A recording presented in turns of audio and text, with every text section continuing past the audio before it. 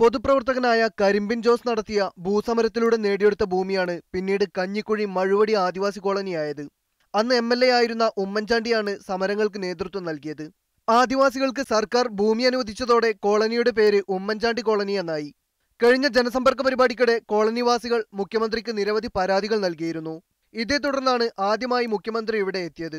ഈ കോളനിയുടെ വിവിധ വികസന പ്രവർത്തനങ്ങൾക്ക് വേണ്ടി 1 കോടി രൂപ അനുവദിച്ചുകൊണ്ടുള്ള ഉത്തരവാണ്.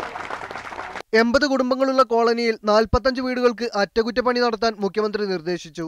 30 പുതിയ വീടുകളും നിർമ്മിക്കും. ജലനിധി പദ്ധതിയിലൂടെ കുടിവെള്ളവും വൈദ്യുതിയും എത്തിക്കാനും മുഖ്യമന്ത്രി നിർദ്ദേശം നൽകി.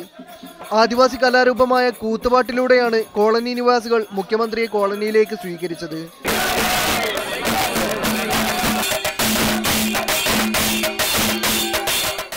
ബിജു തറയിൽ, മീഡിയ 1, ഇടുക്കി.